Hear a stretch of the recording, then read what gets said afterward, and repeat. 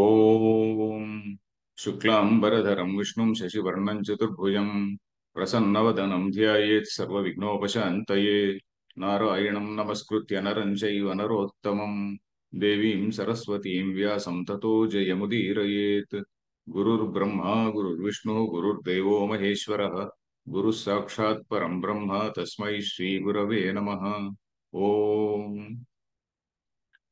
భగవద్గీత శ్రోతలందరికీ ఆహ్వానం. మనం ఇప్పుడు భగవద్గీత 2వ అధ్యాయం 18వ శ్లోకం చదువుతున్నాము.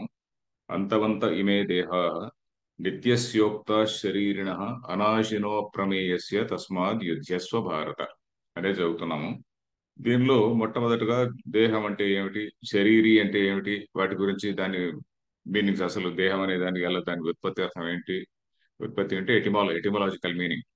తర్వాత శరీరి అంటే ఏమిటి, శరీరం అంటే దాని ఎటిమాలజికల్ మీనింగ్ ఏమిటి. అలాగే అనాశి అప్రమేయ, అప్రమేయ అనే చోట ఉన్నాము ఇప్పుడు మనం.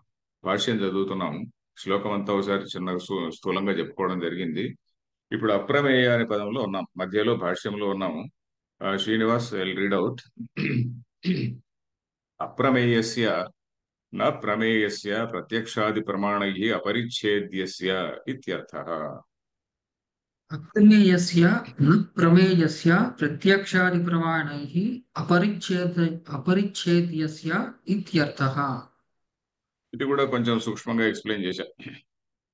ప్రమేయం అంటే ఏమిటి, ప్రమాత అంటే ఏమిటి, ప్రమా అంటే ఏమిటి, ఇవన్నీ చెప్పుకున్నాం. ప్రమా అంటే యథార్థ జ్ఞానం ప్రమా అని చెప్పని లాజిక్ లో తర్కశాస్త్రంలో చెప్తారు. యథార్థ జ్ఞానం ప్రమా అంటే ఏదన్నా ఒక వస్తువు యొక్క యథార్థ జ్ఞానం ఏదైతే ఉంటుందో దాన్ని ప్రమా అంటాం. ఆ దాన్ని తెలుసుకునేటువంటి వాడిని ప్రమాత అంటాం. ఆ తెలుసుకునేటువంటి ప్రాసెస్ ఏదైతే ఉన్నదో అది మీన్స్ ఆఫ్ వ్యాలిడ్ నాలెడ్జ్, దానికి మీన్స్ ఒకటి ఉంటుంది కదా, ప్రాసెస్ లో దాని యొక్క సాధన ఉంటుంది కదా. ప్రమాయ కరణం, ఆ ప్రమాకు కరణం అంటే ఏమిటి, సాధనం ఏదైతే ఉన్నదో అది ప్రమాణం అంటాం. అది ఇక్కడ ఈ మూడు పదాలు ప్రమాణం, ప్రమేయం. తెలుసుకోబడేది ఏమిటి అంటే, తెలుసుకోబడే వస్తువు పేరు ప్రమేయం. అప్రమేయం అంటే ఆ తెలుసుకోజాలనిది, అంటే మనం ఏ ప్రమాణముల ద్వారా కూడా తెలుసుకోలేము. మనకున్నటువంటి ప్రమాణాలు ఏంటి, అది కూడా బ్రీఫ్ గా చెప్పాను.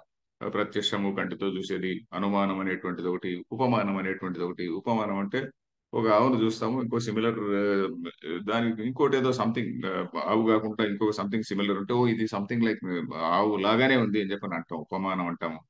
అలాగే వేదాన్ని శబ్దము అనే పదం వాడతారు. దేనిలో అంటే శబ్ద ప్రమాణం అంటారు. శబ్ద ప్రమాణం అంటే వేదం ప్రమాణం.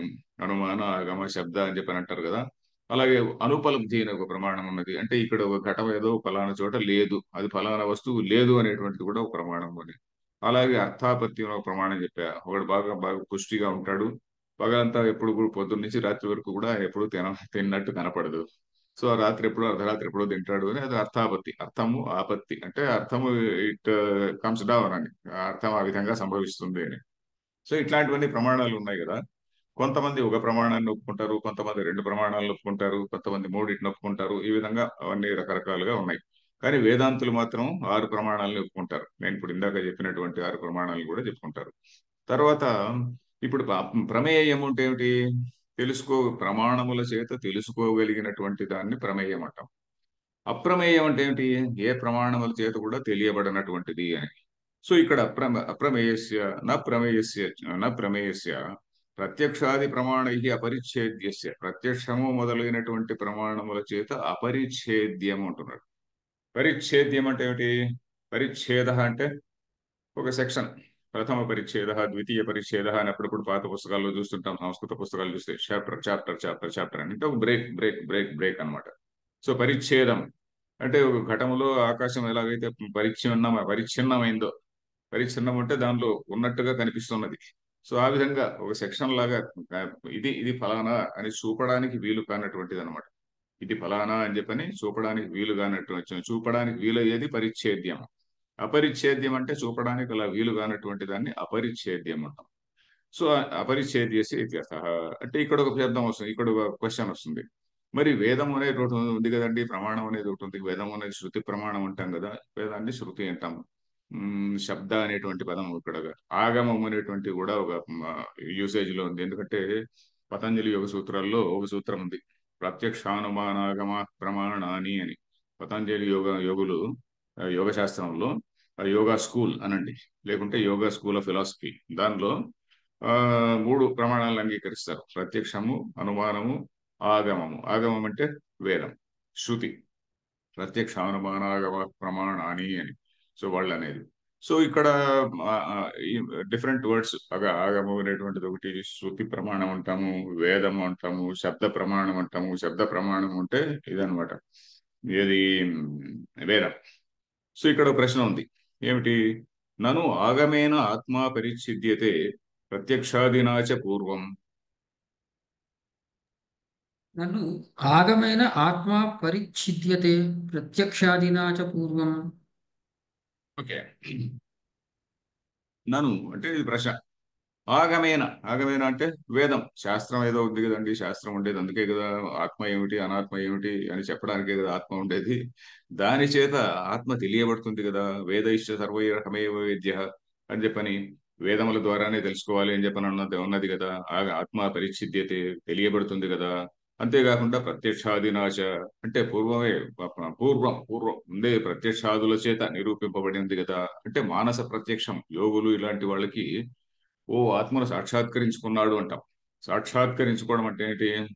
స అక్ష, అక్షం అంటే ఇంద్రియం. సాక్షాత్కరించుకున్నాడు అంటే ఆయన ప్రత్యక్షంగా చూసినట్టుగానే, అది ఒక ఫిగరేటివ్ యూసేజ్. అక్కడ సాక్షాత్కరించుకున్నాడు అంటే మనసులో, మన మనసైవాను ద్రష్టవ్యం అంటుంది. ఏది ఇంకొక ఉపనిషత్తులో మనసైవాను ద్రష్టవ్యం నేహనానాస్తి కించన అని, మనస ఏవ అనుద్రష్టవ్యం, మనసుతో తెలుసుకోగలిగినటువంటిది.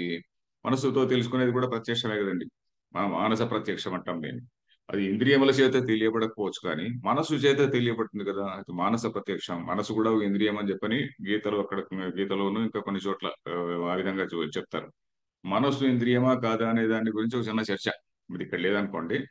దానిలో మనసు కూడా ఇంద్రియమే అని చెప్పని కూడా ఒక చోట ఉన్నది. ఇక్కడ మనఃషష్ఠాని ఇంద్రియాణి అని ఒక శ్లోకం రాబోతోంది. సో ఆ విధంగా మనస్సు మానస ప్రత్యక్షం కదా ఇది అని పూర్వమే తెలియబడింది కదా. అంటే పూర్వమే అనేక మంది యోగులు, అనేక మంది ఋషులు దీన్ని తెలుసుకున్నారు కదా అని ఒక ప్రశ్న. ఇక్కడ దానికి జవాబు, నా ఆత్మన స్వతసిద్ధత్వాత్. న ఆత్మనః స్వతసిద్ధత్వాత్. సిద్ధేహి ఆత్మని ప్రమాతరి సిద్ధేః ఆత్మని ప్రమాతరి. ప్రమిత్సోః ప్రమాణాన్వేషణ భవతి. ప్రమిత్సోః ప్రమాణాన్వేషణ భవతి. ఓకే, నా అంటే అలా కాదండి, అలా కాదు. ఆగమైన పరిశుద్ధ్యత తెలుసుకునబడింది అంటే అలా కాదు. ఆత్మ అనేటువంటిది ఇట్ ఈస్ స్వతసిద్ధం. అంటే everyone knows, it is always always there. ఎవడైతే తెలుసుకుంటున్నాడో వాడే ప్రమాత. ఇప్పుడు ఇక్కడ ప్రమాత అంటే ఎవరండి? ఆత్మ కదా. ఆత్మ అంటే ఎవరు? ఎవరో కొత్తగా బయట నుంచి ఎక్కడ తెలియబడడం లేదు. ఇప్పుడు తెలుసుకునేవాడిని, తెలుసుకునేది ఎవరు? తెలుసుకునేవాడిని నేను అని నాకు తెలుసు అనమాట.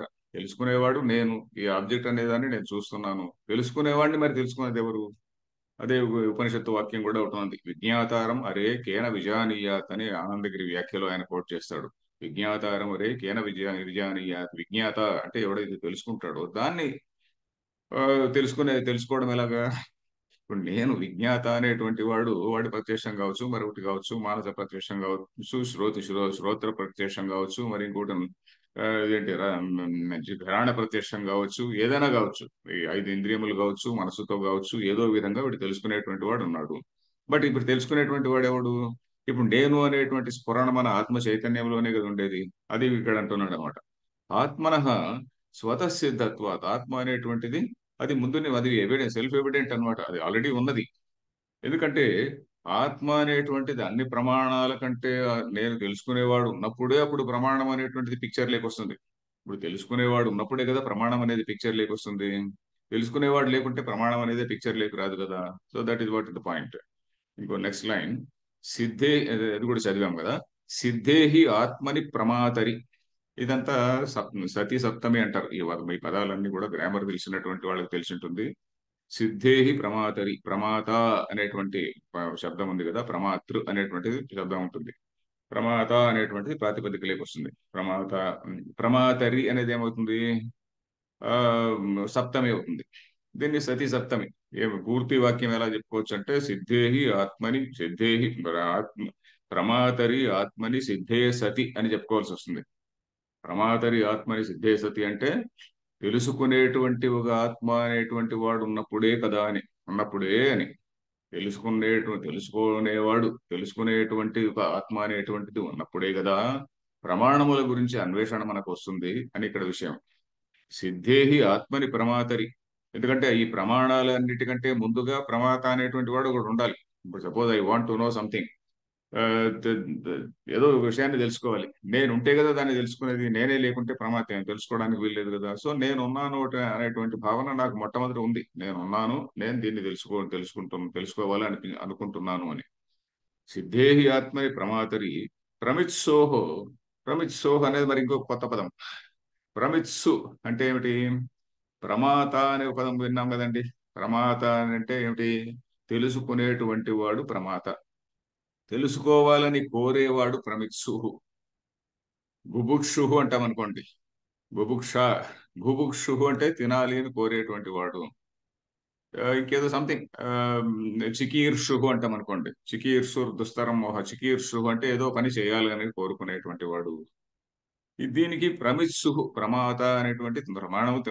అంటే జ్ఞానము. ప్రమాత ఈజ్ నోవర్. దాన్ని నోవర్ అంటే తెలుసుకునేటువంటి వాడు. తెలుసుకోవాలని కోరికకు ఉన్నటువంటి వాడిని ప్రమిత్సుహు అంటారు. సో ఇక్కడ ప్రమిత్సోహ అనేది షష్ఠీ ఏకవచనం. అలాంటి వాడికి అని, తెలుసుకునేటువంటి వాడికి. ప్రమాతుం ఇచ్చుహు ప్రమిత్సుహు అని. ప్రమాతుం అంటే తెలుసుకోవడానికి, ఇచ్చుహు కోరేటువంటి వాడిని, ఆ, వాడికి ప్రమిత్సుహు కోరేటువంటి వాడు ప్రమిత్సుహు అని. ప్రమిత్సుహు అనే శబ్దానికి ప్రమిత్సోహ అనేది షష్ఠీ ఏకవచనం అవుతుంది. సో అంటే తెలుసుకోవాలని కోరేటువంటి వాడికి మొట్టమొదట నేను ప్రమాత అని తెలిసినప్పుడే కదా వాడు వేరే ప్రమాణాల వెంబడి పోతాడు. ప్రమిత్సోహో అంటే ప్రమిత్సోహ అనుకోండి. తెలుసుకోవాలని కోరుకునేటువంటి నాకు నేను అనేటువంటి వాడు ఉన్నాను. నాకు కాగ్నిషన్ ఉంది కదా. నేను అని ఉన్నప్పుడు తెలిస్తేనే కదా నేను వేరే వాటిని గురించి తెలుసుకోవడానికి ప్రయత్నిస్తా. నేను అనేదే నాకు తెలియలేదు అనుకోండి. Suppose I mean deep sleep. మరి అలాంటప్పుడు బయట ఏం తెలుసుకుంటా? సో అది తెలుసుకునేటువంటి వాడు అనేటువంటిది ఒకటి ఉండాలి. బిగినింగ్ లో ముందే ఉండాలి. సో సిద్ధేహి ఆత్మని ప్రమాతరి అంటే అన్ని ప్రమాణాల కన్నా ప్రమాత అనేటువంటి వాడు ముందే ఉన్నప్పుడే ఆ ప్రమిత్సుహు తెలుసుకోవాలని కోరేటువంటి వాడికి ప్రమాణాన్వేషణ భవతి. ప్రమాణాన్వేషణ అంటే ప్రమాణానాం అన్వేషణ. కంటితో చూస్తాడా, లేక చెవితో వింటాడా, లేక ఇంకే సమాధాన ప్రకారంలో తెలుసుకుంటాడా, లేక ఏ విధంగా తెలుసుకోవాలి అనేటువంటి ప్రమాణ అన్వేషణ ఆ విధంగా కలుగుతుంది కదా అని. ఇది అర్థమైంది అనుకుంటా. ఒక ప్రమేయాన్ని తెలుసుకోవడానికి ఒక శాస్త్రవేత్త ఉన్నాడు అనుకోండి. ఆ శాస్త్రవేత్తకు first of all I exist అనేది తెలుసు కదా. అది ఉన్నప్పుడే వాడు ఈ గోస్ అవుట్, ఏదో ఎక్స్పెరిమెంట్ చేస్తాడు. ఇంకేదో లాబొరేటరీలో కావచ్చు, ఇంకేదో సమ్ అదర్ ఎక్స్పెరిమెంట్ అతను చేయడానికి రెడీగా ఉంటాడు. సో అది కదా అని. అది ఇక్కడ విషయం. తర్వాత నెక్స్ట్ లైన్ కూడా అదే అదే అర్థాన్ని చెప్తుంది వేరే మాటల్లో. నహి పూర్వం ఇత్తమహం ఇది ఆత్మానం అప్రమాయ. నహి పూర్వం ఇత్థం అహం ఇతి ఆత్మానం అప్రమాయ పశ్చాత్ ప్రమేయ పరిచ్ఛేదాయ ప్రవర్తతే. పశ్చాత్ ప్రమేయ పరిచ్ఛేదాయ ప్రవర్తతే. నహి ఆత్మా నామ కస్యచిత్ అప్రసిద్ధో భవతి. నహి ఆత్మా కస్యచిత్ అప్రసిద్ధః భవతి. ఓకే, ఆత్మ నామ అనేది నా బుక్ లో ఏం పర్లేదు. Doesn't make any difference. ఆత్మ నామ ఆత్మ అనేది అని. ఆత్మ నామ అంటే ఆత్మ అనేటువంటిది అని. ఆత్మ కస్యచిత్ అంటే స్ట్రేట్ అవే ఆత్మ ఎవడికి గాని అని. సో నహి పూర్వం, ఈ నహి అనే దాన్ని మళ్ళీ చూద్దాము. ఏం, నహి ప్రవర్తతే దగ్గర నహి పెట్టుకుంటే నాకు సెంటెన్స్ ఇంకా కంప్లీట్ గా మనకు క్లియర్ గా అర్థమవుతుంది. ఇప్పుడు ఇక్కడ నహి అనే దాంతో మొదలైంది కదా. ఈ నహి అనే దాన్ని చిట్ట చివరిలో ప్రవర్తతే అని మొదలైనది కదా. ప్రవర్తతేకి ముందు పెట్టుకుంటే క్లియర్ గా అర్థమవుతుంది. పూర్వం ఇత్థం అహం ఇది ఆత్మానం అప్రమాయ. మొట్టమొదటనే, పూర్వం అంటే మొట్టమొదటిలోనే, అహం ఇత్థం నేను ఫలానా అని ఆత్మానం అప్రమాయ అంటే తనను తాను తెలుసుకోకుండా, ముందుగానే నేను ఫలానా అనే జ్ఞానం లేకుండానే, ఎవడు ఒక ప్రమేయాన్ని తెలుసుకోవడానికి పశ్చాత్ ప్రమేయ పరిచ్ఛేదాయ నహి ప్రవర్తతే. తెలుసుకోక ముందే ఎవడు నహి ప్రవర్తతే. నేను ఫలానా అని తెలిసిన తర్వాతనే ఒక ప్రమేయాన్ని అంటే తెలుసుకోదగినటువంటి ఆబ్జెక్టును తెలుసుకోవడానికి ప్రవర్తతే అంటే ముందుకు వెళతాడు అని. నేను ఫలానా అని తెలుసుకున్న తర్వాతనే ఏ వ్యక్తి అయినా ఒక విషయాన్ని తెలుసుకోవడానికి ముందుకు వెళ్తాడు అని. ఇంత ముందు చెప్పిన దాన్నే ఇంకొక డిఫరెంట్ స్టైల్లో చెప్పారనమాట. పూర్వం ఇత్థం అహం ఇది ఆత్మానం అప్రమాయ, నేను ఫలానా అని తెలుసుకోకుండానే పశ్చాత్ ప్రమేయ పరిచ్ఛేదాయ నహి ప్రవర్తతే. ప్ర- ఆ తర్వాత ప్రమేయాన్ని గురించి తెలుసుకోవడానికి ప్రవర్తించడు. అంటే నేను ఫలానా అని తెలియక ముందే వేరే దానికి పోడు కదా అని, నేను ఫలానా అని తెలిసిన తర్వాతనే ఇంకో విషయాన్ని తెలుసుకోవడానికి ప్రయత్నిస్తాడు.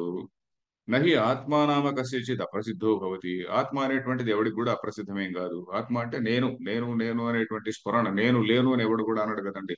నేను లేను అనేటువంటి ఎక్స్పీరియన్స్ ఎవడికి ఎట్టి పరిస్థితుల్లో కూడా ఉండదు. అన్లెస్ సీజన్ ఏదో మూర్ఛలోనో లేదా ఇంకేదో కోమాలోనో ఉంటే తప్ప నేను అనేటువంటి స్ఫురణ ప్రతి ఒక్కడికి ఉండనే ఉంటుంది. ఆల్వేస్. నహి ఆత్మానామ కస్యచిత్ అప్రసిద్ధ. అప్రసిద్ధ అంటే ప్రసిద్ధం కానటువంటిది. అంటే నేను ఉన్నానా లేదా అనేటువంటి సందేహం ఎప్పుడు కూడా ఎవరికి కూడా కలగదు. నేను ఆల్వేస్ ఐ ఎగ్జిస్ట్ అనేటువంటిది క్వశ్చన్ మనకు ఉండనే ఉంటుంది అనేటువంటి అవేర్నెస్, ఆ జ్ఞానము మనకు ఉండనే ఉంటుంది. ఇక్కడ ఒక వాక్యం వస్తా ఉంది, ఒక మంచి వాక్యం. శాస్త్రం తు అంత్యం ప్రమాణం. శాస్త్రం శ్రీనివాస్. తు అంత్యం ప్రమాణం. అతద్ధర్మ అధ్యారోపణ మాత్ర నివర్తకత్వేన ప్రమాణత్వం. అతద్ధర్మ ఆరోపణ మాత్ర అధ్యారోపణ నివర్తకత్వేన అధ్యారోపణ ప్రమాణత్వం. అతద్ధర్మ అధ్యారోపణ మాత్రక నివర్తకత్వేన ప్రమాణత్వం. ఆత్మని ప్రతిపద్యతే ఆత్మని ప్రతిపద్యతే నతు అజ్ఞాతార్థ జ్ఞాపకత్వేన. నతు అజ్ఞాతార్థ జ్ఞాపకత్వేన. సో ఇంతకు ముందు ఏం చెప్పాడు? నేను అనేటువంటిది అందరికీ తెలిసినటువంటి విషయమే కదయా అని అన్నాడు. నేను అనేటువంటిది నా ఆత్మానామ ఆ, కసిచిత్ అప్రసిద్ధో నభవతి. అంటే ఎవడికి కూడా ఆత్మ, నేను అనేది ఎవడికి తెలియకుండా పోలేదు. నేనున్నాను అనేటువంటిది ప్రతి ఒడికి తెలుసు కదా అంటున్నాడు. మరి అప్పుడు ఒక ప్రశ్న వస్తుంది, ఏమిటి? నేనెవరు అనేది నాకు తెలిసినప్పుడు మరి నువ్వేంటి నాకు చెప్పేది? శాస్త్రం ఎందుకు? శాస్త్రం అనేటువంటిది అనర్థక్యం అవుతుంది కదా అని ఒక ప్రశ్న వస్తుంది. అంటే ఇప్పుడు అవన్నీ శంకర భాష్యంలో ఉండకపోయినా కామెంటేటర్స్ రాస్తారు, ఎందుకంటే మనకు క్లియర్ గా అర్థం కావడం కోసం. లేకుంటే పై లైన్కు ఈ వాక్యానికి కనెక్షన్ ఏమిటి అనేది మనం ఉబ్రగీకుంటాం. సో అందుకని మెల్లకొండ రామరాయకవో ఇట్లాంటి వాళ్ళు మధ్యలో రాస్తారు ఏమిటంటే, నేను ఫలానా అని నీకు తెలుసని నువ్వు అంటున్నాం. నేను ఫలానా అని నాకు తెలిసినప్పుడు మరి శాస్త్రం ఎందుకండి? శాస్త్రస్య అనర్థక్యం. శాస్త్రము వేదాంత శాస్త్రం అనేటువంటిది అనర్థకము కదా అనేటువంటిది మన మన మైండ్ లో ఒకటి రావాలన్నమాట. అది వచ్చినప్పుడు ఇది జవాబు ఏమిటి? శాస్త్రంతో అంత్యం ప్రమాణం అతద్ధర్మ అధ్యారోపణ మాత్ర నివర్తకత్వేన ప్రమాణత్వం ఆత్మనః. ఆత్మని ప్రతిపద్యతే అంటున్నాడు. ఏమిటి ఇక్కడ? అయ్యా నువ్వేమో నేనెవరో నాకు తెలుసు అంటున్నావు కదా, కానీ నీకు తెలిసినటువంటి నువ్వు కాదు అని. అది బేసిక్ పాయింట్ అది. నాకెవరో నేను తెలిసినప్పుడు మరి శాస్త్రం ఎందుకు అని చెప్పని అన్నప్పుడు, నీకు తెలిసిన నేను అనేటువంటిది వేరు, శాస్త్రం చెప్పేటువంటి నేను అనేటువంటిది వేరు. నీకు తెలిసినటువంటి వేరేమిటి? ఇప్పుడు శ్రీనివాసు రామారావు సుబ్బారావు అనేటువంటిది నీకు తెలిసినటువంటి నేను. బట్ నీకు తెలిసినటువంటి నేను నిజమైన నేను కాదు. నిజమైన నేను ఏమిటి అంటే శుద్ధ చైతన్య స్వరూపము అనేది చెప్పబోతున్నాడు. ఇక్కడ మొత్తం అంతా కూడా ఎక్కడికి తిరిగినా అటు ఇటు తిరిగి మనం భీష్మాదుల దగ్గరికే రావాలి. ఆ భీష్మాదులందరూ కూడా దేహాల చైతన్య స్వరూపాల. సో భీష్మాదులు అందరు కూడా చైతన్య స్వరూపాలు, భీష్మ ద్రోణాదులు ఎవరైనా కూడా చైతన్య స్వరూపాలు అని అది ఎక్కడ రాబోతున్నాడు అక్కడ. సో ఇక్కడ ఏమిటిది? శాస్త్రంతో అంత్యం ప్రమాణం. అంత్యం అంటే ఏంటి? అంతిమమైనటువంటిది ఏంటేంటి? చిట్ట చివరి ప్రమాణము అని. అంటే చిట్ట చివరి ప్రమాణం ఉంటే అన్నిటికంటే దిస్ ద హైయెస్ట్ ప్రమాణ, దీన్ని నమ్మి తీరాలి, నమ్మకుంటే నీ కాళ్ళు కొట్టేస్తాం లేకుంటే తల తీసేస్తాం అనేటువంటి ఆ టైప్ కాదు. అంత్యం ప్రమాణం అనేది ఎందుకు? దేన్ని తెలుసుకున్న తర్వాత ప్రమాత అనేటువంటి వాడే ఉండడో అని అక్కడ విషయం. అది అక్కడ విషయము ఆనందగిరి కామెంటరీలో వస్తుంది. దేన్ని తెలుసుకున్న తర్వాత ప్రమాత అనేవాడు ఉండదు. ఎందుకంటే ఇప్పుడు ఆత్మజ్ఞానం నాకు కలిగింది అనుకోండి, ఇప్పుడు నేను ఫలానా సో అండ్ సో అరవిందరావు అనేటువంటి జ్ఞానం నాకు ఉండదు. నేను ఎంతసేపు నేను ఫలానా ఫలానా అని ఏదో పాస్పోర్ట్ పర్పస్కో, వీసా పర్పస్కో, లేక మరేదో పర్పస్కో రైల్వే స్టేషన్లోనో ఎక్కడో నేను ఏ పేరండి అంటే ఏదో నా పేరు చెప్తుంటారు వ్యవహార దశలో. కానీ పరమార్థ దశలో నా అవేర్నెస్ ఎలా ఉండాలి? నేను ఎప్పుడు ఆత్మస్వరూపుడిగా ఉండి నేను లోకంలో అన్ని పనులు చేస్తున్నా కూడా అన్ని పనులు అలాంటి స్థితి వస్తే అప్పుడు then I will be a జ్ఞాని. సో దట్ ఈస్ అది ఇక్కడ విషయం అన్నమాట. ఏమిటి? ఎక్కడున్నది అంత్యం ప్రమాణం? అంత్యం ప్రమాణం అంటే చిట్ట చివరి ప్రమాణం. ఆ ప్రమాణం తర్వాత ఇంక మళ్ళీ నెక్స్ట్ ప్రమేయం ప్రమేయం ఉండదు, తర్వాత ప్రమాత ఉండదు, ఎవడు ఉండడు. సో అది ఇక్కడ విషయం. ఏమి ఇక్కడ అంత్యం ప్రమాణం. ఎందుకని? అతద్ధర్మ అధ్యారోపణ మాత్ర నివర్తకత్వేన. అతద్ధర్మ, తద్ధర్మ అంటే ఏమిటి? దానికి సంబంధించినటువంటి ధర్మములు. ధర్మములు అంటే ప్రాపర్టీస్ అనండి. ఇప్పుడు షుగర్ యొక్క ధర్మం ఏంటి? స్వీట్ గా ఉండడం దాని ధర్మం. ఇంకేదో సంథింగ్ ఎల్స్, మిరపకాయ ధర్మము కొంచెం కారంగా ఉండడం దాని ధర్మము. ఇంకేదో సంథింగ్ ఎల్స్, చాలా టకీమైన ఉదాహరణలు ఇలాంటివి వచ్చాయి. సో దాని యొక్క ధర్మం అది. తేలు యొక్క ధర్మం కొట్టడం. సో ఇట్లా. సో ధర్మము, దాని ధర్మములు కానటువంటిది, దాని ధర్మములు ఏవైతే ఉన్నాయో తత్ ధర్మ. ఒక వస్తువు యొక్క ధర్మం. అతద్ధర్మ అంటే దానివి కానటువంటి ధర్మాలు, దానికి కానటువంటి గుణాలు, దానికి కానటువంటి గుణాలని లేక దానికి కానటువంటి ధర్మాలని అతద్ధర్మ అధ్యారోపణం. అధ్యారోపణం అంటే ఏంటి? ఒక దానిపైన దాని ధర్మాలు కానటువంటి ధర్మాలని ఇంకొక దానిపైన ఆరోపించాం. ఒకడు చాలా మంచివాడు అనుకోండి, ఆ మంచివాడిని పట్టుకొని మనం చాలా దుర్మార్గుడు, వాడు ఫలానా అలాంటి వాడు ఇలాంటి వాడు అని చెప్పని ఆ గుణాలన్నింటినీ ఆరోపించాం అనుకోండి, అది అధ్యారోపణం. ఆరోపణం అంటే ఒకటిపైన అట్రిబ్యూట్ చేయడం. ఆ, ఇక అక్యూజ్ అని కాదులేండి, అట్రిబ్యూట్ చేయడం, ఒక సూపర్ ఇంపోజ్ చేయడం. దాని శాస్త్రం మనకు మామూలుగా దీన్ని సూపర్ ఇంపోజిషన్ అనే మాట వాడుతుంటారు. ఈ అధ్యారోపణానికి ఇంకో పదం శాస్త్రంలో అధ్యాస అని కూడా ఉంది. అధి ఆస. ఆస అంటే అసధాతువుకు ఉండడం అని కదా. అధ్యాస అంటే ఒక ఒక వస్తువు పైన దాని ధర్మాలు కాక మరింకొక దాని ధర్మాలని అధ్యాస చేయడము లేక సూపర్ ఇంపోజ్ చేయడము అని. ఇక్కడంతా బేసిక్ విషయం ఏంటంటే, మన శుద్ధ చైతన్యమైనటువంటి ఆత్మస్వరూపములో, అరే నువ్వు జీవుడు, నీకు శరీరం ఉన్నది, నీ చెయ్యి ఇది, నీ కాలు ఇది, నీ బంధువులు ఎవరు, నీ నీ నీ సోషల్ స్టేటస్ ఇది, నువ్వు ఒక బ్రాహ్మణుడు లేక క్షత్రియుడు లేకుంటే ఫలానా వాడు లేకుంటే నువ్వు ఇండియన్, నువ్వు ఫలానా, మనకు సోషల్ ఐడెంటిటీ ఇస్తుంది. మనం పుట్టిన వెంటనే ఒక వ్యక్తికి వాడిని మనం పట్టుకొని నువ్వు ఆత్మస్వరూపుడు అని చెప్పిన మనం అనం కదా. ఎక్సెప్ట్ మదాలస. మీరు మదాలస ఇది విని ఉంటారు. మదాలస కథ ఉంది, సరిగ్గా గుర్తురావడం లేదు. ఏదో రాజును పెళ్లి చేసుకొని ఉంటుంది. తర్వాత ఒక పిల్లవాడు పుట్టిన వెంటనే నువ్వు ఆత్మస్వరూపుడివి, నువ్వు ఇలాంటి వాడివి, ఇలాంటి వాడు అంటే వాళ్ళందరూ ఆ విధంగానే పెరిగి వాళ్ళందరూ కూడా సన్యాసులై వెళ్ళిపోతారు. కానీ రాజుకు రాజ్యం చేసేటువంటి పిల్లవాడు ఒకడు కావాలి కదా. అందుకని ఆ పిల్లవాడికి మళ్ళీ కొత్త రకమైనటువంటి లలబి పడుతుంది ఆ అమ్మాయి. మొట్టమొదటి వాళ్ళందరినీ కూడా నువ్వు ఆత్మస్వరూపుడు అన్న తర్వాత వాళ్ళందరూ కూడా సన్యాసం తీసుకొని వెళ్ళిపోతారు, శుద్ధ బ్రహ్మజ్ఞానులు అయిపోతారు అనమాట. సో ఆ మదాలస కథలో కొంత సైకాలజీ అది ఇది ఉంటుంది అనుకోండి. ఏదో సమ్ పురాణంలో ఉంది అది, గుర్తు రావడం లేదు. సో ఆ విధంగా మనం ధర్మాలన్నింటినీ అట్రిబ్యూట్ చేశాం. ఆత్మస్వరూపుడు అని ఎవరిని అనడంలే. ఇదిగో నువ్వు ఫలానా, నువ్వు ఇదిగో ఫలానా హిందూ మతంలో పుట్టావు, లేకుంటే నువ్వు క్రిస్టియన్, నువ్వు ముస్లిం, నువ్వు ఫలానా వాడు, నువ్వు ఫలానా వాడు అని చెప్పని వాడికి పెట్టి, వాడికి పైన ఇతను కొన్ని డ్యూటీలు పెట్టి, ఏంటి నీకు నీ రుణాలు ఉన్నాయి, నువ్వు దేవరుణం, పితృరుణం, ఇంకో మరి ఋషి రుణం అనేది ఉన్నది అని మనకైతే మనకంటారు. లేకుంటే ఇంకొకటికి ఏం పెడతారు, ఈ ప్రపంచం అంతా కూడా అల్లా యొక్క రాజ్యాన్ని మనం నిర్మించాలి, నువ్వు అంతటి కూడా ఖతం చేసేసేయాలి అని ఇంకొకటి అంటాడు. వాడిపైన ఆ డ్యూటీ పెట్టారు. మనకు అదేం లేదు. మనకు దేవతలు దేవ రుణం తీర్చుకో, ఋషి రుణం తీర్చుకో, ఇంకేదో పితృ రుణం తీర్చుకో అన్నారు. మనకు చాలా సింపుల్. వాడికి పెద్ద డ్యూటీ పెట్టారు. పెద్ద డ్యూటీ ఏమిటి? క్రిస్టియన్ అంటే నువ్వు you have to spread the whole, I mean the entire world అంతా కూడా క్రిస్టియానిటీ చేయాలి అని వాడికి డ్యూటీ పెట్టారు. అలాగే ఇస్లాంలో కూడా. సో అది ఒక అధ్యారోపణం. వాడికి లేనటువంటి ధర్మాన్ని వాడి పైన పెడుతున్నారనమాట. సో అతద్ధర్మ అధ్యారోపణ మాత్రం నివర్తకత్వేన. దాన్ని నివర్తనం చేయాలి. నివర్తనం అంటే తీసేయడం. అంటే మన పైన పెట్టినటువంటి అన్వాంటెడ్ స్టఫ్ ఏదైతే ఉన్నదో, మనకు ఒక ఫాల్స్ ఐడెంటిటీని, మన పైన పెట్టినటువంటి ఫాల్స్ ఐడెంటిటీని తీసివేయడం అనేటువంటిదే శాస్త్రం యొక్క డ్యూటీ అని. అందుకనే మనకు బృహదారణ్యక ఉపనిషత్తులో బ్రహ్మజ్ఞాని వాడు ఎలాగుంటాడు అంటే, వాడు ఎలాంటి వాడు అవుతాడు అంటే, వాడు అతివర్ణాశ్రమి అన్నాడు. అంతకు ముందు ఏమిటి? వాడికి కొంచెం వర్ణము, ఆశ్రమము ఇవన్నీ కూడా అధ్యారోపణాలు ఉన్నాయి. ఫలానా వాడు, ఇదిగో ఫలానా వాడు క్షత్రియ ధర్మంలో ఉన్నాడు, ఫలానా వాడు ఫలానా ఇంకేదో ఆశ్రమం అంటే ఏంటి మన శృంగేరి ఆశ్రమము, కంచి ఆశ్రమం అని కాదు. ఆశ్రమం అంటే సన్యాసాశ్రమంలో ఉన్నాడా, బ్రహ్మచర్య ఆశ్రమంలో ఉన్నాడా, లేక ఇంకేదో వానప్రస్థంలో ఉన్నాడా, గృహస్థంలో, అది ఆశ్రమం. సో వీటికి ధర్మాలు అన్నీ ఉన్నాయి. వాళ్ళు చేయాల్సినటువంటి డ్యూటీస్ కొన్ని ఉన్నాయి. ధర్మం అంటే ఇక్కడ డ్యూటీ, వాళ్ళు చేయాల్సినటువంటి ధర్మాలు ఉన్నాయి. సో అలాంటివి, అది అవన్నీ కూడా అక్కడ, అది వాడికి ఒక ఐడెంటిటీ అనమాట. జ్ఞానం అయిన తర్వాత ఏంటి? వాటి అన్నిటికీ అతీతంగా వాడు ఎదుగుతాడు. అంటే is no longer a Kshatriya, no longer a Brahmin, no longer a Shudra, is ఎ జ్ఞాని, దట్స్ ఆల్. వాడు జ్ఞాని అంటే అన్నిటికీ అతీతమై ఎదుగుతాడు అనమాట. And because is equal to Brahma. Equal అంటే వాడు కంప్లీట్ గా తనను తాను బ్రహ్మతో ఐడెంటిఫై చేసుకున్నటువంటి వాడు. ఆ విధంగా శుద్ధ చైతన్య స్వరూపుడు. వాడికి అన్ని వీటికి దేహ ధర్మాలన్నిటికి కూడా ఉన్నప్పటికీ కూడా, దేహ ధర్మాలు ఉంటే అన్నము తినడము మిగతా ఇట్లాంటివన్నీ ఉన్నప్పటికీ కూడా, but he is above all these impositions, super impositions. So అది అతి వర్ణాశ్రమి అంటుంది బృహదారణ్యక ఉపనిషత్తు. సో అదనమాట ఇక్కడ అతద్ధర్మ అధ్యారోపణ మాత్రం నివర్తకత్వమైన మన పైన ఉన్నటువంటి ఫాల్స్ ఐడెంటిటీ అంతటిని కూడా తీసి పడేస్తుంది.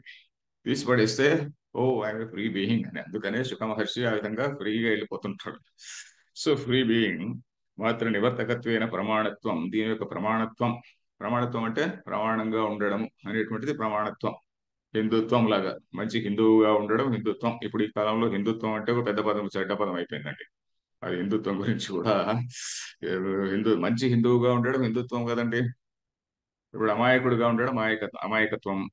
లేకుంటే ఇంకేడు మూర్ఖుడుగా ఉండడం మూర్ఖత్వము. అవి ఎలాగో నిర్మలంగా ఉండడం నిర్మలత్వం, నిశ్చలంగా ఉండడం నిశ్చలత్వం. ఇట్లా త్వచ్ అనేటువంటిది ఒక ప్రత్యయం అంతే. త్వచ్ ప్రత్యయం అని అంటాము. ఆ త్వచ్ ప్రత్యయాన్ని పట్టుకొని ఈ మూర్ఖులందరూ కూడా వాడికి హిందుత్వం అంటే హిందుత్వం అంటే వీడంతా హిందూ సుప్రీమసిస్ట్ అనేటువంటి భావనలో ఉన్నారు. మన వాళ్ళు కూడా అలానే ఉంటారు. హిందుత్వం అమ్మో హిందుత్వవాదులు అని మన వాళ్ళే అంటుంటారు. హిందుత్వం కాదండి, మేము మామూలుగా హిందూయిజం ఫాలో అవుతామని. నువ్వు హిందూయిజం ఫాలో అయితే హిందుత్వం ఉన్నట్టే కాదనమాట. ప్రమాణత్వం అంటే ఏంటి? ప్రమాణంగా పనిచేయడమే ప్రమాణత్వం, ప్రమాణంగా ఉండడమే ప్రమాణత్వం. ఇప్పుడు శాస్త్రం ఏ విధంగా ప్రమాణంగా పనిచేసింది?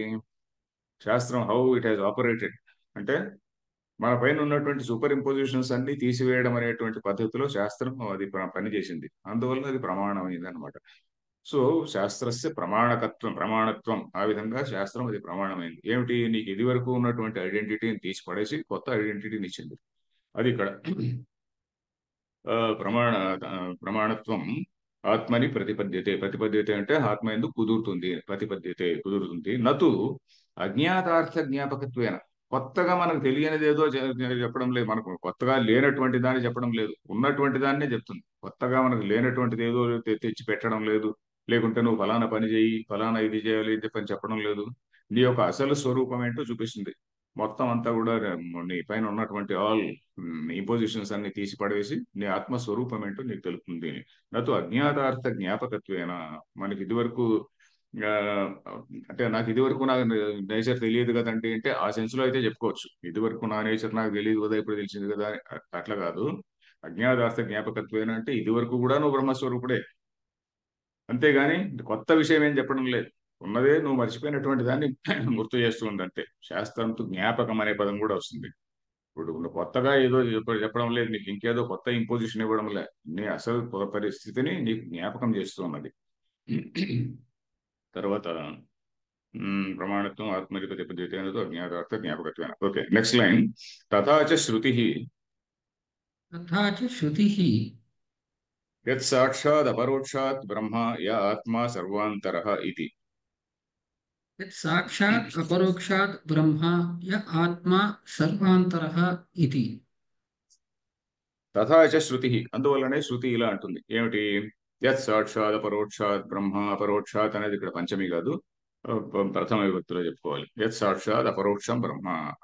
బ్రహ్మ అనేటువంటిది సాక్షాత్తు అపరోక్షం. అపరోక్షంగా అంటే మనకే తెలిసేటువంటిది అనమాట.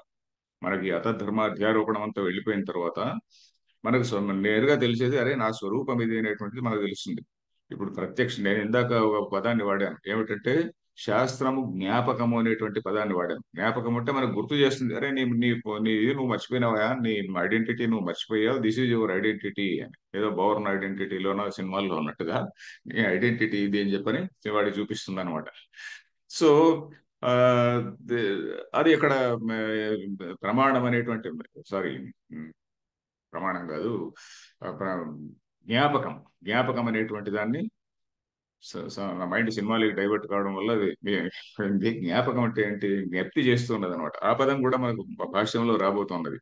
శాస్త్రం అనేటువంటిది ఇట్ ఈజ్ నాట్ కారకం, బట్ ఇది మనం ఫలానా పని చెయ్యి అని చెప్పదు. ఇది కానీ నీవు ఎవరు అనేది గుర్తు చేస్తుంది అంటున్నాడు. అది అక్కడ విషయం. అక్కడ నా తథాచ శృతి యత్ సాక్షాత్ అపరోక్షాత్ బ్రహ్మ. అపరోక్షం సాక్షాత్ అపరోక్షం బ్రహ్మ అంటే సాక్షాత్తుగా నీకే తెలిసినటువంటిది ఈ బ్రహ్మ అనేటువంటిది. య ఆత్మ సర్వాంతర.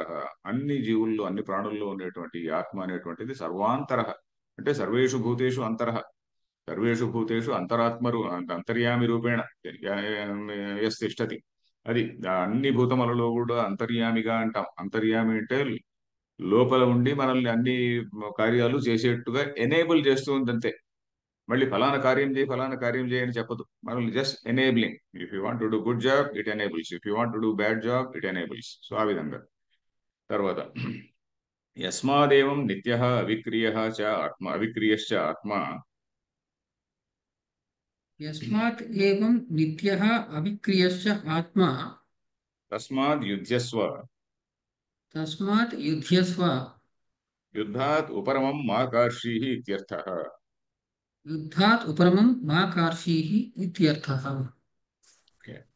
యస్మాత్ ఏవం నిత్యః అవిక్రియః, ఎందువల్లనైతే, యస్మాత్ అంటే ఎందువల్లనైతే, ఏవం ఈ విధంగా, ఆత్మ అనేటువంటిది అవిక్రియః నిత్యః అంటే ఎలాంటి మార్పు లేనటువంటి, నిత్యం అంటే అన్ని కాలాల్లో ఉండేటువంటిది, అవిక్రియః ఎలాంటి మార్పు లేనిది ఉందో, అందువల్ల అవిక్రియశ్చ ఆత్మ తస్మాత్ అందువల్ల యుధ్యస్వ అంటే నువ్వు, ఇక్కడ యుద్ధస్వ అనే పదానికి ఏం చెప్తున్నాడు శంకరాచార్యులు?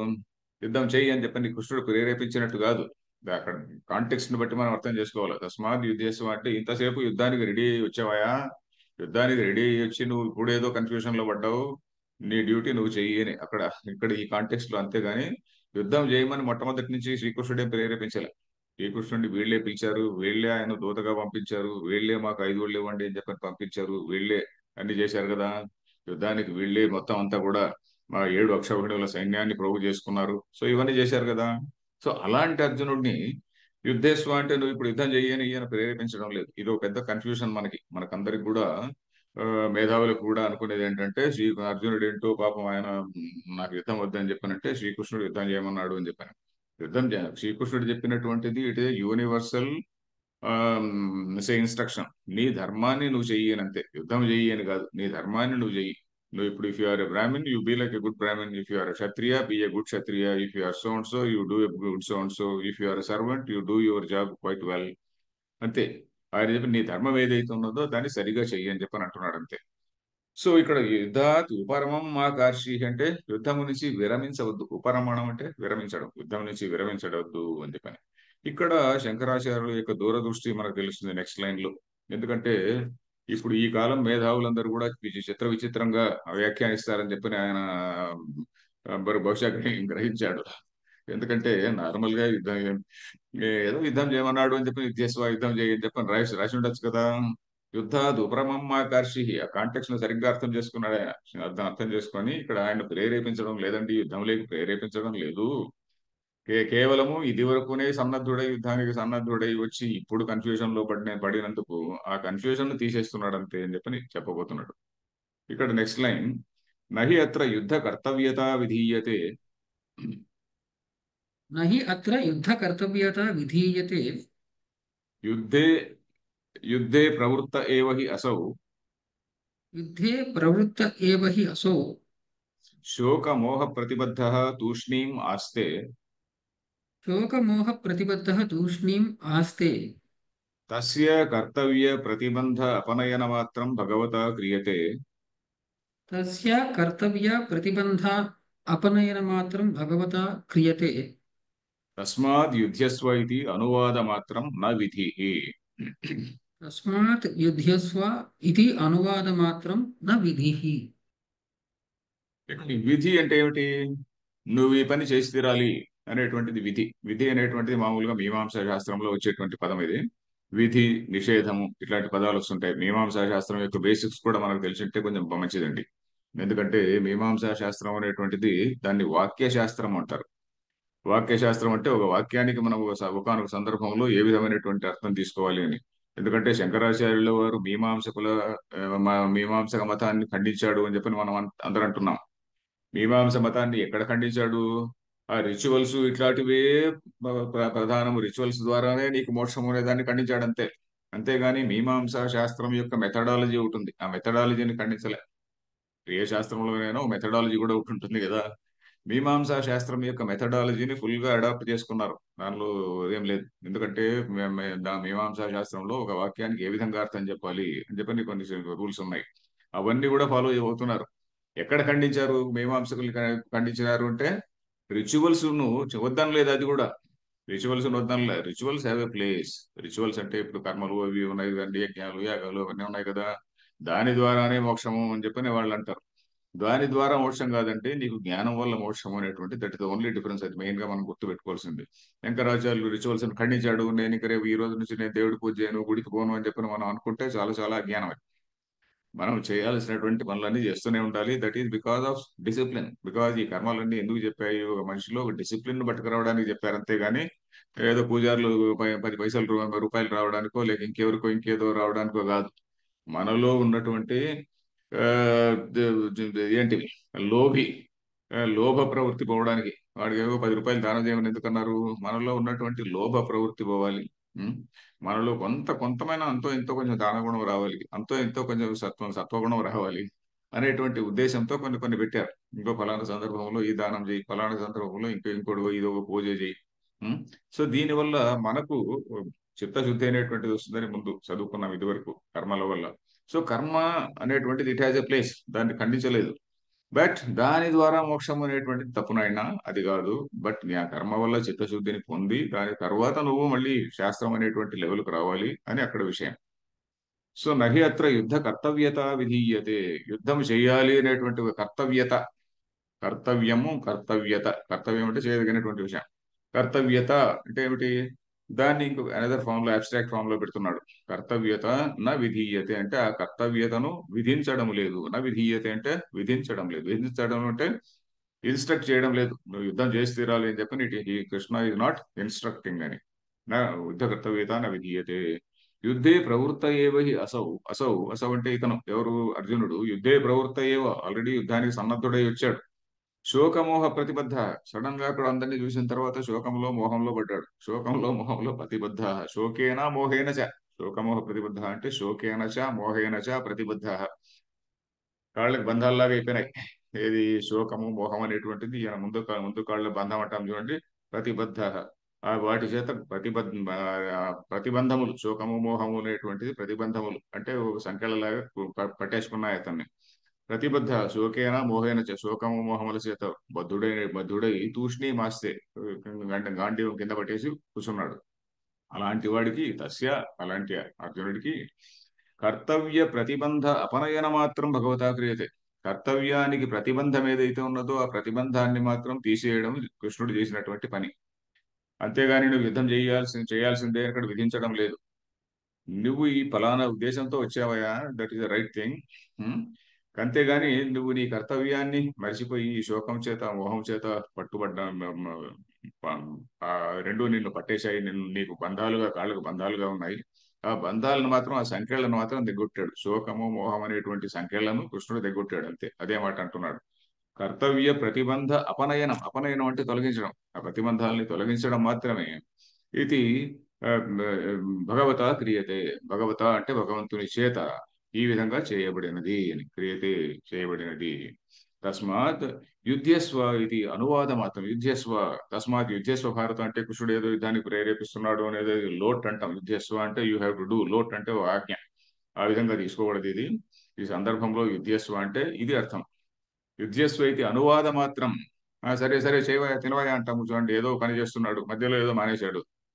లేదు లేదా నీకు అంత కన్ఫ్యూజన్ లో ఉంటుంది, అలా కాదు అలా కాదు, చెయ్యి ఏం పర్లేదు చెయ్యి అని అన్నట్టుగా. అంతేగాని your on the right track, you go head అన్నట్టుగా. అంతేగాని ఆయన అదే పనిగా కొత్తగా వచ్చి ప్రేరేపించలేదు. తర్వాత యుద్ధస్వ ఇది అనువాద మాత్రం. అనువాదం అంటే ఏంటి? మనం తెలుగు వాళ్ళందరం కూడా ట్రాన్స్లేషన్ అనుకుంటాం. అనువాదం అంటే ట్రాన్స్లేషన్ కాదు. అనువదతి. వదతి అంటే ఒకటి ఒకటి చెప్పాడు ఒక మాట. అనువదతి అంటే వాడు చెప్పిన దాన్నే ఇంకోటి చెప్తున్నాడు అంతే. యుద్ధస్వ అనేటువంటి ఇదివరకే ఆయన యుద్ధానికి రెడీ అయ్యి ఇచ్చాడు. అరే ఆల్రెడీ యుద్ధానికి రెడీ వచ్చావయ్యా, ఆ పని చెయ్యి అని చెప్పని అంటున్నాడు. కానీ కొత్తగా ఈయన చెప్పడం లేదు, విధించడం లేదు. అనువాదం ఆల్రెడీ ఉన్నదాన్నే చెప్తున్నాడు అంతే. అది అనువాదం అంటే. మనము సంస్కృతంలో అర్థానికి తెలుగులో అర్థానికి కొంచెం తేడా మనం గుర్తుపెట్టుకోవాలి. Next line. ఇక్కడికి ఈ శ్లోకం అయిపోయింది 18. 19 దానికి చిన్న అవతారిక.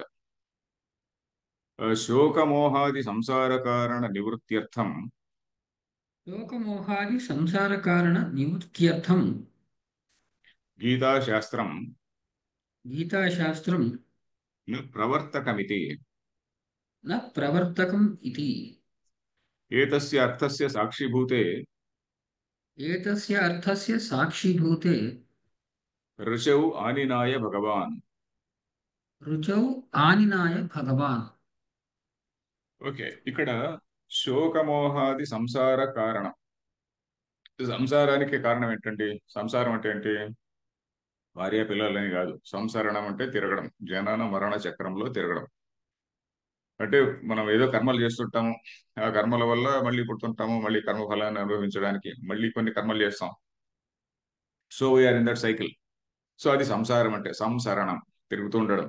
సంసారానికి కారణం ఏంటి? శోకము మోహం. శోకము మోహం దేను శోకము మోహం వల్ల కామము, కామ కూడా కామ కామం కామ కామం అంటే ఏదో పని చేయాలనేటువంటి కోరిక. కామం అంటే నాట్ లస్ట్. సో ఒకనొక దీనివల్ల ఒక డిజైర్ ఉండడం వల్ల ఏదో పని చేస్తాం. సో అది దానిలో మళ్ళీ శోకము మోహము ఇట్లాంటివన్నీ కూడా ఉంటాయన్నమాట. ఇవన్నీ సంసార కారణములు. దాని నివృత్తి అర్థం, దాన్ని నివర్తించడం కోసము గీతాశాస్త్రం నా ప్రవర్తకం. అంటే గాని గీతాశాస్త్రం నువ్వు ఫలానా పని చెయ్యి అని చెప్పడం లే. గీతాశాస్త్రం అంటే వేదాంత శాస్త్రం. ఇక్కడ గీతాశాస్త్రం అంటే వేదాంత శాస్త్రం అని తీసుకోవాలి. ఎందుకంటే మనకు రెండు రకాల శాస్త్రాలు చెప్పానండి.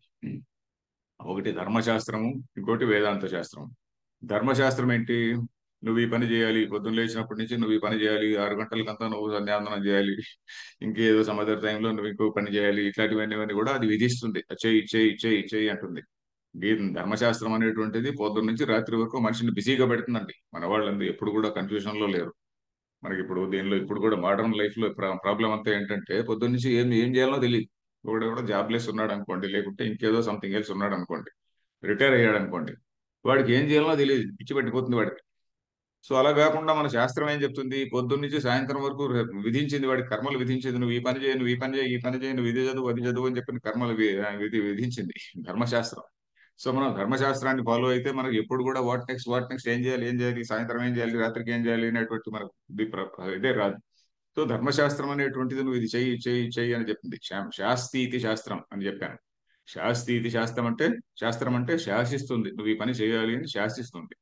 వేదాంత శాస్త్రం ఏంటి? శంసతి ఇది శాస్త్రం. అది ప్రశంసతి. ఇదిగో ఇదిగో ఇది ఆత్మ అనేటువంటిది ఈ స్వరూపం ఇలా ఉంది, ఆత్మస్వరూపాన్ని తెలుసుకోవాలంటే ఇదిగో ఇది పద్ధతి అని చెప్తుంది అంతే. నీకు ఇష్టం ఉంటే, నీకు కెపాసిటీ ఉంటే ఆ పద్ధతిలో పోవచ్చు, లేకుంటే లేదు. సో రెండు విధాలుగా మనకు శాస్త్రానికి అర్థం ఉందండి. సో ఇక్కడ వేదాంత శాస్త్రం ఏం చేస్తుంది? నా ప్రవర్తకం. నువ్వు ఈ పని చేయి, నువ్వు ఈ పని చేయి, నువ్వు ఈ పని చేయని ప్రవర్తింపజేయదు. మళ్ళీ చెప్పేది అన్ని చెప్తుంది. నీకు ఏమిటి శమధమాది సంపత్తి ఉండాలి, ఇవన్నీ చెప్తుంది. అంతేగాని నువ్వు అవన్నీ తెచ్చుకొని కంపల్సరీగా నువ్వు చేసుకోవాలి, లేకుంటే తంతానని చెప్పదు. ఎందుకంటే నువ్వు శమధమాదులు లేకపోయినా కూడా నువ్వు లోకంలో ఏదో కర్మ చేస్తూనే ఉంటావు. లోకంలో మాత్రం విధి నిషేధం ఉన్నాయి. నిషిద్ధ కర్మలు అంటూ కొన్ని ఉన్నాయి. ఆ నిషిద్ధ కర్మలు చేస్తే నీకు ఇదిగో ఈ పనిష్మెంట్ వస్తుంది. ఇంకేదో గుడ్ కర్మ చేస్తే నీకు మరొకటి వస్తుంది. నీకు శమధమాదులు ఉన్నాయా లేదా మనకు అనవసరం. శమధమాదులు నీకు ఉన్నాయంటే మంచి మార్గంలోకి వస్తావు అని అంతే అంటుంది శమధం. అది దీనిలో వేదాంత శాస్త్రంలో ఏంటి? శమాది షట్క సంపత్తి అంటాం. శమ దమ ఉపరతి తితిక్ష ఇవన్నీ కూడా ఉన్నాయి చూడండి. ఇవన్నీ కూడా నీకు అవసరము అని చెప్పి ఎందుకు? ఆత్మజ్ఞానం కావాలంటే. అంతేగాని కంపల్సరీ కాదు అక్కడ. ఆత్మజ్ఞానాన్ని కంపల్సరీ చేయడం లే. బట్ లోక వ్యవహారంలో నువ్వు ఎదుటివాడిని ఏమనకూడదు, ఇవన్నీ కూడా కంపల్సరీ. ఏదో దొంగతనం చేయకూడదు, మరొకటి చేయకూడదు, డూస్ అండ్ డోంట్స్ అన్ని ఉన్నాయి కదా, ఇవన్నీ కూడా ధర్మశాస్త్రంలో వస్తాయి. సో ఇక్కడ గీతాశాస్త్రం నా ప్రవర్తకం. తర్వాత ఏతస్య అర్థస్య సాక్షిభూతే రుచవు అనినాయ భగవాన్. ఈ అర్థానికే సాక్ష్యం చెప్పేటువంటి సాక్షిభూతవు, సాక్ష్యంగా ఉన్నటువంటి రుచవు. రుచవు అంటే ఇక్కడ మంత్రములు, రెండు మంత్రములు ఎక్కడి నుంచి తెస్తున్నాడు? ఆనినాయ భగవాన్. ఆనినాయ అంటే ఇక్కడికి తెస్తున్నాడు, తెస్తున్నాడు కాదు, ఆనినాయ ఇక్కడికి తెచ్చాడు భగవాన్. భగవాన్ కృష్ణ ఇక్కడికి తెచ్చాడు. ఏమిటి? ఎక్కడి నుంచి తెచ్చాడు ఆయన? కఠోపనిషత్తు నుంచి తెచ్చాడు. కఠోపనిషత్తులో ఉన్నటువంటి రెండు మంత్రాలని శ్రీకృష్ణుడు ఇక్కడ చెప్తున్నాడు. కఠోపనిషత్తులో కూడా ఈ రెండు శ్లోకాలు, ఇప్పుడు 19, 20 రెండు శ్లోకాలు ఉన్నాయి కదా, ఆల్మోస్ట్ అవే వర్డ్సే. ఎక్కడో ఒకటి రెండు వర్డ్స్ చిన్న చిన్న తేడాతో ఈ ఈ శ్లోకము, అక్కడ ఉన్నటువంటి మంత్రం, కఠోపనిషత్తులో ఉన్నటువంటి మంత్రము, ఇక్కడ ఉన్నటువంటి శ్లోకము, ఈ 19, 20 రెండు శ్లోకాలు కూడా కఠోపనిషత్తులో ఉన్నటువంటి రెండు శ్లోకాలకి కొంత ఒకటి రెండు పదాలు మార్పులు కానీ ఇంకా మిగతా మీనింగ్ అంతా టోటలీ అదే. అదే చెప్తున్నారు. ఏతస్య అర్థస్య సాక్షిభూతే రుచవు.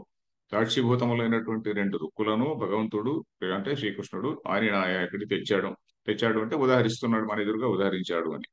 ఇది టైం అయింది కాబట్టి ఇప్పుడు క్లోజ్ చేద్దాం. నెక్స్ట్ క్లాస్లో ఇది ఇక్కడి నుంచి మొదలు పెట్టచ్చు. ఎత్తు మన్యసే యుద్ధే భీష్మాదయోమయ హన్యంతే అనేటువంటి అక్కడి నుంచి నెక్స్ట్ క్లాస్లో మనం మొదలు పెట్టుకుందాం. ఈరోజు ఇంకేమి ప్రశ్నలు లేవనుకుంటా. ఓకే, అసలు ఏం సో లేదు సార్. ఇక్కడికి ఈరోజు ముగిస్తాం. బుధవారం నెక్స్ట్ క్లాస్ కదా? అవును సార్. శ్రీనివాస్, బుధవారం. బుధవారం సార్, బుధవారం 7వ తారీఖు. Okay, right. ఓం పూర్ణమదః పూర్ణమిదం పూర్ణాత్ పూర్ణముదచ్యతే పూర్ణస్య పూర్ణమాదాయ పూర్ణమేవావశిష్యతే. ఓం శాంతి శాంతి శాంతి. ధన్యవాదాలు ఆచార్య.